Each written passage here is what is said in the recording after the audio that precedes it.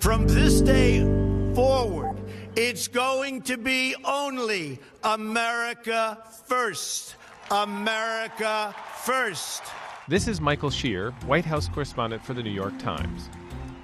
Just think about what we can accomplish in the first 100 days. President Trump has been in office for 100 days. Back in November, he released a YouTube video in which he promised to use that time to restore our laws and bring back our jobs. For the first 100 days. Notably, he didn't include two of his biggest promises from the trail: repeal and replace Obamacare. I never said repeal it and replace it within 64 days. And suspending immigration from what he called terror-prone regions. A judge has just blocked our executive order on travel and refugees coming into our country from certain countries. These are two major policies the president has failed to accomplish, but let's focus on the promises in his video.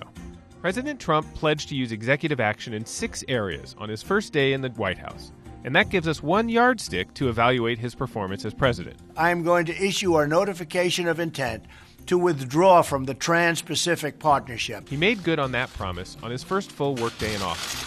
Great thing for the American worker, what we just did.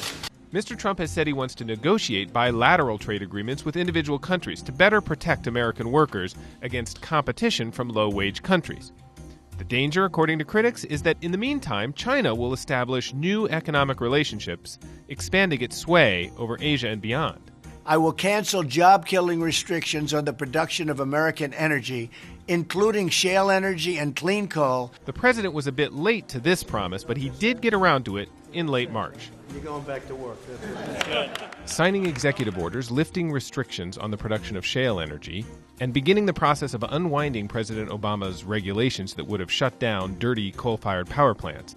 Coal miners hailed the moves, but environmentalists have vowed to fight them, warning they will accelerate climate change. I will formulate a rule which says that for every one new regulation, 2 old regulations must be eliminated. Mr. Trump made good on that promise on January 30th, signing an executive order aimed at controlling the cost of government.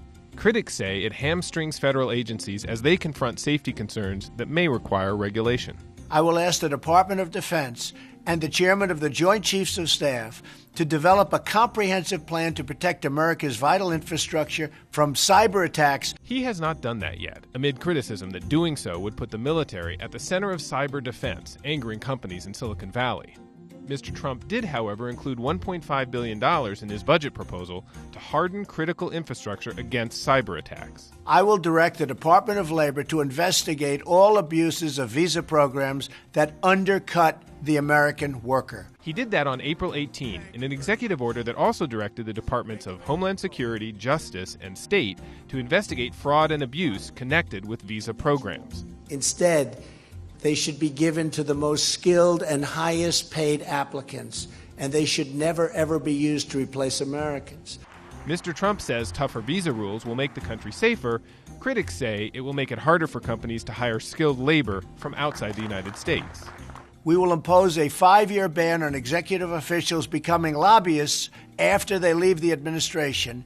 The president signed an executive order doing just that in his first week in office. Well, most of the people standing behind me will not be able to go to work or do anything adverse to our wonderful country. But critics say he has continued to populate his administration with former lobbyists, lawyers, and consultants, who in many cases are helping craft new policies for the same industries in which they recently earned a paycheck.